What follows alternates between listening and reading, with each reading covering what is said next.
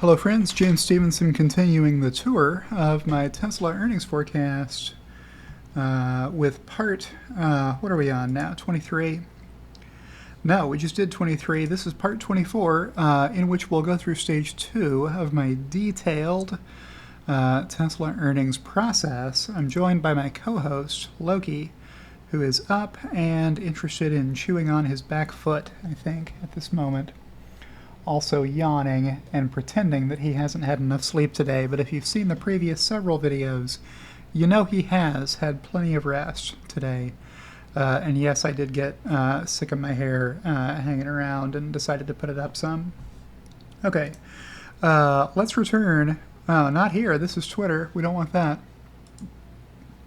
Let's go back to my earnings forecast model and talk about stage 2. So stage 2 starts after we figured out production and deliveries. The most critical thing we got out of stage 1 was the delivery count by site and by model. Now we know what volume of units we're going to sell. That's the primary driver of how much money is going to come into Tesla as revenue, right? But the other piece is, okay, at what price point, how much revenue per unit is there going to be for each of these units? So we need to come up with some approach for estimating how much the revenue per delivery is going to be. The approach that I've been taking for several years now, going back to 2020, is the one that I'm about to describe to you. So for each of these models, each of these sites, and they're presented in the same order here as they were in stage 1, what we're going to do is walk down, first of all, the design studio that people see when they place an order for their car. What questions is Tesla asking when people say, I want to buy a car? Well, they're saying, okay, which of our configs do you want to buy, and then which options are you interested in buying?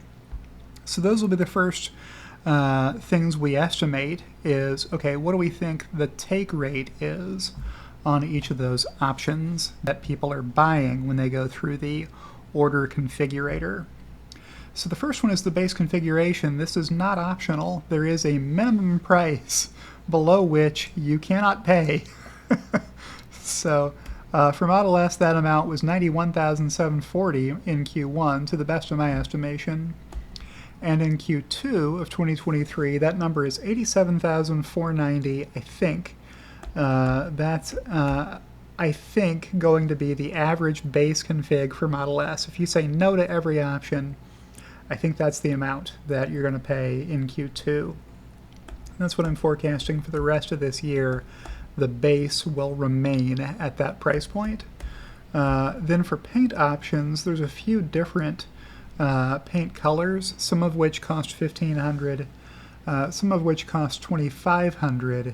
That may only be the red, but the red looks so good on Model S. I have a pretty high take rate assumed for that. So if you average together the people who aren't paying anything for an extra paint color with those who are, probably most of your Model S buyers want a different color than the free color. Then you get these revenue contributions from paint. Then for the performance package, okay, how many people are taking that? Probably only about 30% of people. Okay, well, how big of an option is it? It's maybe a $20,000 option. So I have to go to the design studio every quarter when I update this forecast and see what the price differential is between performance and regular, and then use that as my assumption times some take rate, and I'm assuming a 35% take rate on the performance package, which is the Plaid Model S here. Then for wheels, a lot of people want to pay extra for the $1,500 wheels or the $4,500 wheels to get bigger wheels that look cool on their Model S. So here's what I'm assuming for those. Then for the interior, there are alternative interior colors. You can get a white interior on your Model S. So some of the people are going to pay for that $2,000 upgrade. I'm assuming 45% of people will, which will contribute $900 on the average Model S sold, which is what I'm trying to calculate here. I'm trying to get what's the average revenue per vehicle delivered. So the sum of these things gives you what the cash buyer ASP is, or what the average buyer thinks they're ordering at the time they place their order online or on their phone or what have you. But we're not done, because that number isn't revenue per delivery. There are some adjustments we have to make, one of which is for leased vehicles and other resale value guarantee impacts. So that's what's going here. I've got assumptions in here based on the amounts that we've seen reported over time in total. I have to try to push those down to the model level to figure out, okay, which vehicles do we think are being leased more often. We do get some information on that for S and X combined in the production and deliveries report. So more people are leasing the more expensive vehicles, that makes sense, than are leasing the Model 3 and Model Y. But you have to make some assumptions here about these. So this was around a $9,000 unfavorable impact in 2022. I have a smaller impact in 2023, unfavorable, that's dropping this revenue down. I may need to adjust this as time goes by. I have to tie it out every quarter. Then for the destination and delivery fee, that's not optional. Everybody has to pay for that. So it's 100% take rate on the destination and delivery fee, which rises over time, and I'm forecasting it to continue rising in the future. It does cost Tesla money to ship the vehicles from the factory to whatever sales center they're going to, and then pay the staff who deliver those vehicles. Regulatory credits, we've got that revenue here, so I'm forecasting much lower numbers the rest of the year than what we actually saw come through in Q1, at least at a Fremont Model S level anyway. And then there's other, including FSD deferred revenue as additional features of FSD roll out, as more of those bulleted items Tesla promised in the first place become available features to buyers. Tesla is allowed to declare more of the revenue that they initially took the cash for, but then held a liability on the balance sheet against, instead of letting that flow through as revenue. You can't call it revenue until it's been earned. So as Tesla delivers those features, they earn the revenue, they draw down the liability off the balance sheet, and they move that money to revenue on the income statement, which is why I'm including it in the average revenue per vehicle, because it becomes revenue in this quarter. And that's how you get to the average revenue per vehicle, which I've got coming down by about $5,000 in Q2 from where it was in Q1. And then the revenue for this model is going to double between Q1 and Q2, despite the ASP coming down $5,000, because so many more of them will be delivered in Q2. Q1 was the lowest Model S and X deliveries we've seen since the Plaid refreshes took them down, and they weren't delivering any. Okay, Model X. I'll go through this one faster because it's the same kind of idea for X as it was for S. You've got a lower sale price on these now. You can buy the base for $97,490. And even if the price comes up some from here, the people who ordered at this price, Tesla still has to honor that price. So it takes a while for price increases to flow through. So you can feel okay about leaving these lower even if the price increases some. It would go up a little, but maybe not very much until some time has passed. Then you got the same kind of ideas here. You got to make assumptions about take rates and price points for paint, for the performance package. Less people are going to take the X Plaid package than took the S Plaid package because it's a bigger, heavier vehicle. Not really. Not that many people are taking their family SUV to the track on the weekends to try and set lap records. Wheels. I'm not saying the X Plaid is slow. The X Plaid is a very fast vehicle. If what you want is a fast family SUV. You can't do any better than a Model X Plaid. So if that's what you're looking for, I'm not trying to counsel you against buying one. Do it. Go for it. This is your best available option. But a lot of the people who buy the Model X aren't going to opt for that ridiculous Plaid acceleration that you can optionally get. And then full self-driving. I think more people who buy Model X and S are likely to buy the full self-driving package than those who are buying the more affordable Model 3 and Y vehicles. So here's what that cash buyer ASP looks like, down by about $5,000. I'll go ahead and spoil the secret for you at the bottom. This is down by about $7,000. What's doing that? It's the other stuff in here, so a bigger impact. Unfavorable from leased vehicles impact contra revenue. Then we've got less regulatory credits revenue planned, and that's mostly what's doing it. So again, we'll see double the revenue contributed by Model X because double the units are going to be sold, more than double, because the ASPs are coming down by a little bit. So unfavorable rate, but extremely favorable volume for S and X. Then for Model 3, we've got that price coming down to $39,990 for the base config from Fremont. If you want to buy a Fremont Model 3, that's as cheap as you can get one. The paint options, probably a lot of people are opting for the free paint color on the Model 3 these days, so I've brought that down from where I had it last year. I brought the performance package numbers down a lot. I think in the current bear market, we're seeing a lot of people take the base config. So I have some of this returning as the year goes on. But Q1 was rough. I had to really knock down a bunch of these, including the wheels, which I knocked down by about half. The interior seating config I took down by about a third. So we'll grow both of those a little over the remainder of the year, but not unreasonable to assume they'll stay lower than we saw them last year. Full self-driving package, probably not as many people buying that in Q1 as we're buying it last year. We'll see some growth here over time. I mean, maybe we'll see a lot more growth than this if Tesla can make a lot more progress with FSD than they've made over the past year. And if so, I'll be happy to take the forecast up, but this is what I'm forecasting.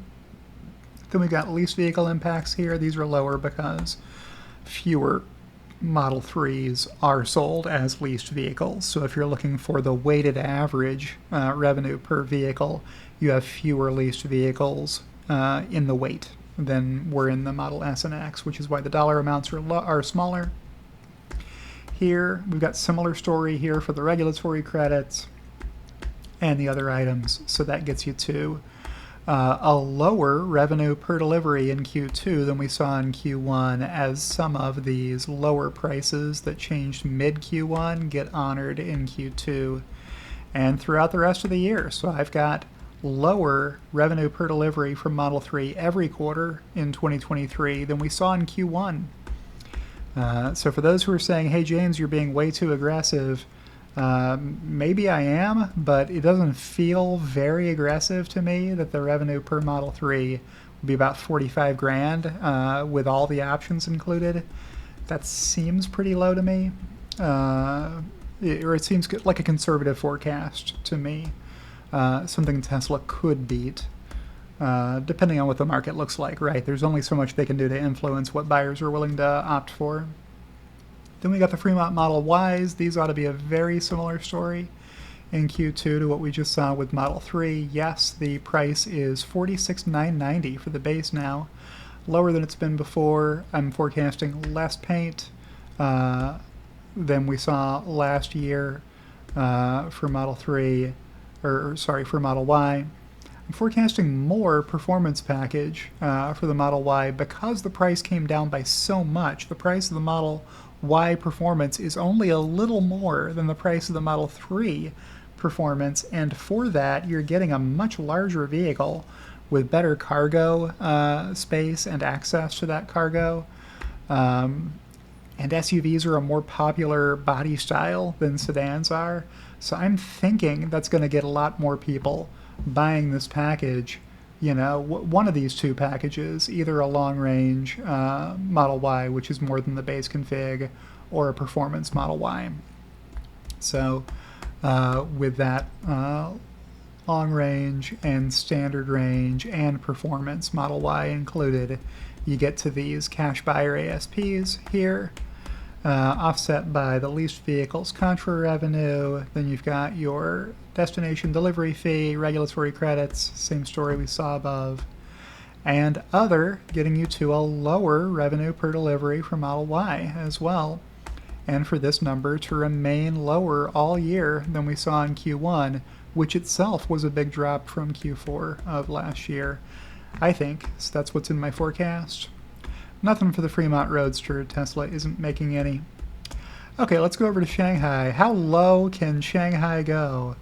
Well, they're at 33,205 for the base Model 3 right now, and that's if you're in China. If you're in Europe, you pay more than that. So you can see that here on the LR and performance package line. Also in Europe, you pay a value-added tax. You're not going to see that here because Tesla doesn't get to keep the value-added tax, but it does raise the cost to the buyer if you see the price including that in Europe. So, yeah, I've got the performance package rising from where it was in Q1. Maybe we'll see this and maybe we won't. Maybe we'll miss again on the Model 3 performance. I don't think they sold a lot of those in Q1. I have to tie out every quarter. So I do have the cash buyer ASP increasing by a little for the Shanghai Model 3. What really matters is the total. Let's go ahead and look at the Shanghai Model Ys. Those are now a base price of $37,727. Of course, they're not priced in US dollars. They're priced in yuan or euros or wherever else Shanghai ships to, Australia, Singapore, Europe, etc. Taiwan gets theirs from Fremont or Giga Berlin, I think, because you're not allowed to ship stuff from China to Taiwan. Those are small markets, though. So what are we looking at here? I've got lower revenues in Q1, bouncing back in Q2 for Shanghai Model Ys. I hope this happens. We'll see what happens. Maybe it was just a very low quarter out of Shanghai, and with more of these being shipped to more of the world, we'll see better revenue per vehicle. So I do have these rising a little. I mean, that's less than $1,000 per vehicle worth of revenue growth from Q1 to Q2. I don't think the pricing is going to get any worse in Q2. We'll see. I mean, that looks real cheap to me for a Model Y. I've got that increasing a little as the year goes on, coming back to 45 grand by the end of the year, which is still a lot less than it was last year. So that's what's in the forecast. Then for the Berlin Model Y, those prices came down as well to $36,990. That's not a lot cheaper than the $37,290 that I had as the average base price paid in Q1 from a few different price points. And then similar assumptions being made in Q2 as we saw in Q1. So roughly the same cash buyer ASP for the rest of this year that we saw in Q1 for Berlin Model Ys, with pretty similar total revenues per delivery to what we saw in Q1 throughout the rest of this year. Maybe a little lower in Q2 is what I've got here. What about Texas Model Ys? Well, those came down some as well. So the base price, $46,990, I'm holding for the rest of this year, with paint options coming in a little lower this year than last year. Wheels and interiors maybe around the same, interiors maybe a little higher. Full self-driving, maybe a little lower than we ended the year last year, but still pretty decent for buyers of Texas produced Model Ys. Then the same story we saw with regulatory credits. I don't assume a lot of revenue from those. Maybe Tesla will beat there. And then overall lower revenue per delivery for Texas Model Ys than we saw in Q1. So, wow, huge drop off for Texas Model Ys here. But that may be what we get. So we'll see if revenue per delivery comes in around what I'm expecting, maybe around 51 grand. Cybertruck, what do we think the price point's going to be? I think the base Cybertruck will be $49,990, and that the dual motor will be, well, the dual motor is the base, so the tri-motor or the quad motor, whatever they decide to build, will be 20 grand over that. I think that'll be the only thing they produce. There won't be any in Q2, so we'll show you the Q3 and Q4 numbers over here. Wheels, Cyberquad, ATV. Some people are going to buy Cyberquads. I'm not assuming a giant number for those. It's only 4 grand to buy a Cyberquad, so maybe a lot more people will buy them. But I've got a 40% or a 35% take rate on that option. There aren't other options. You can't get paint options on Cybertruck. They don't paint them. I don't think you can get alternative interiors, seating, or tow hitch options because they're going to come with what they come with, which is the tow hitch and the seating and the interior. Now maybe they'll throw me a curveball and offer a different interior, but I think they'll probably try to simplify production by only making one. Interior config, then you got these other items. And that gets you to revenue per delivery up around 80 grand. I've got that falling to 75 and then 70 next year, and hanging out in that general area for a while. Then for semi, I have to guess what Tesla is charging Pepsi. I think it's 300 grand plus 49 grand for the long range, which I think is the only kind of semi they're making. And for that to remain true for a while into the future. I don't know how many people are going to want a short range semi, so I'm just leaving that long range as the mandatory upgrade, but I've got a space here where I can make the adjustment if they introduce a shorter range local deliveries semi. And I think a lot of people are going to want to get the full self-driving package locked in for that, for fear that it'll increase over time. But who knows? Just sharing what I think the midpoint is going to be. And at the end of the section, you get the ASP subtotals for all sites and models. These numbers aren't very useful for anything, really. It's better to look at them by site and by model, as we just did. Then I do have totals for each site. I don't know how useful those are either. If you think it's useful, you can pause the video and check those out as I stop on them momentarily for Shanghai and for Berlin and for Texas. Before we get down to the section showing total revenue by model. So we've seen those numbers already. For example, the Model S and the Model X doubling revenue from Q1 to Q2. That may catch some people off guard, probably not very many, I hope. Model 3 and Model Y, they're just going to make more of, especially from Shanghai, which is included in those totals. Then semi, very, very small indeed. Cybertruck not making any appreciable contribution this year, even though we are expecting to have a Cybertruck delivery event before the end of the year. So that gives you your total revenue from automotive sales excluding leasing, which is the first section. Then we've got the revenue from leasing below that, because I have to show that separately on my income statement. So I show it separately in the detail. And then you got the combined including the leasing. Then for the non-automotive revenue, what am I forecasting for the Tesla Energy division? Well, I'm building up to it from the solar deployed, which ought to increase over time. We had a bad quarter in Q1. That's seasonality. A lot of times Q1 is the worst quarter of the year. You can see that looking back at some of the previous quarters, that Q1's not that great of a quarter most years. So I've got that growing as the year goes on. I tweeted out that article about a subdivision south of Orlando in St. Cloud, Florida, where all the homes are getting Tesla solar on the roof. So go check out that article if you want. That's going to help with this solar deployed megawatts, but it's just one example of why more Tesla solar production is going to get delivered every quarter. With some, step backs for seasonality, like I forecast here for Q1. Then we've got storage deployed, so this includes Megapack sales over time. We've got solar revenue per watt.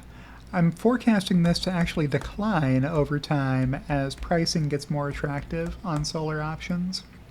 Then solar revenue per watt hour, or storage revenue per watt hour, should be increasing over time because Tesla has been increasing the price of Megapack. So as they fulfill those older orders that were locked in at a lower price and move on to the more recent orders that were booked at a higher price, the storage revenue per watt hour ought to be increasing.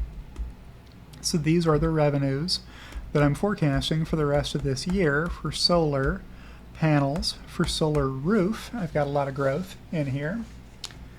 Then for Powerwall, I've got some numbers here.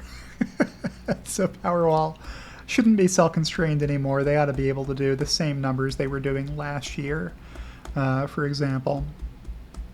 And then for Megapack, you may want to know what I'm building up to here. I'm actually backing into the storage megawatt hours deployed using the rate and these dollars. I thought it was easier to just forecast the dollars for these.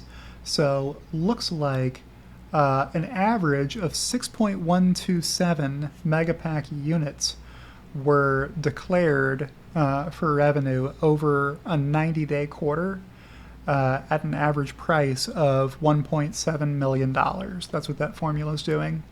And then I can just use this same formula across the rest of the year, changing as I go what my assumptions are in there for how many megapacks per day can Lathrop produce and at what revenue per megapack. So I've got the volume and the rate both increasing, which has a multiplicative effect on revenue growth dollars. So I've got 11 megapacks per day assumed in Q2 at a $1.8 million revenue per unit, 15 megapacks per day at 1.9 million in Q3, 21 megapack units sold per day in Q4 at a $2 million revenue per unit produced. Then in 2024, I'll go ahead and show you what I'm expecting for the next couple of years for this. So 27 units a day in Q1 at that same $2 million price point that I am just holding at. Now, Tesla could increase the price further from there, and utilities would pay it if they want these so bad. The payback period on these is pretty short, even if Tesla raises the price to try and keep the backlog from growing too long. You don't want a 5-year backlog of Megapack orders. So one way to prevent that from happening is to raise the price until you find out what the elasticity of demand is on those, and then hold the price there to keep your backlog from getting longer so that you can work through it. So 33 units a day, 36 units a day, 40 units per day would be $7.2 billion at the end of 2024. Then in 2025, the China Megapactory ought to open, so we'd be able to go past 40 units per day to 45, 51, 57, 63. So you wouldn't have both factories at full capacity by the end of Q4 2025 under these assumptions. I'm trying to forecast where I believe it will be, at a midpoint of a range of likely outcomes. And there is a little bit of other in here, so you can see what I'm forecasting for other. that makes the total Tesla energy and storage revenue. What about services and other? I've got a fun proprietary calculation in here for how services and other revenue will grow over time. Probably the best thing for you to do is to just look at these amounts rising over time and say, huh, yeah, that looks about right, based on, you know, the growth that we've seen over time from 0.9 to 1 to 1.3, 1.5, 1.7. Does this seem crazy to forecast these growth rates? No, probably not. Hi, Loki. What's going on, buddy? Do you want to eat your food? You want to eat your food, Loki? There he is. Love you. We'll see what Loki's up to. And we are to the end. We're almost to the end of stage 2. I got to cover the rest of these rows. This total revenue is just adding up the automotive, the energy, and the services and other. This regulatory credits revenue is just giving you the reg credits, or reg. Some people say reg credits, but reg stands for regulatory, not registry. So I say reg credits. Then you got FCAU, regulatory credit sales. That's expired now. That was a 2022 sunset on that agreement, so there's no impact from that anymore. On pooling in Europe on regulatory credits that I was trying to make sure we had enough of in my forecast. And what's this one doing that doesn't even have a label on it? It's taking X583, the regulatory credits revenue, times 1,000,000 divided by X157. What's X157? Probably deliveries. So that's giving you the regulatory credits per delivery over time. So if you think that my regulatory credits revenue forecast was way too low in the sections above, here's what it works out to on a per vehicle basis. So less than it's been in the past. Just trying to forecast conservatively. And that is the end of stage 2. So with that, I will check back in with Loki here, who is hiding behind my camera. So, hi. Hi, buddy. What's going on? What's going on, little one? Just gonna hang out over here? All right. Well, maybe at some point he will eat his breakfast. I'll outro now and say, if you've enjoyed today's video, click the like button. If you're not subscribed to my channel already, why not go ahead and subscribe to my channel over here? Or you can subscribe to me on Twitter for 69 cents per week, which is a heck of a good deal for the exclusive content you get. It's about a penny per minute of exclusive videos. Thank you to everyone who supports me already, especially my executive producers, Kathy Kitchler and Rebellionaire.com. And I'll see you in the next one.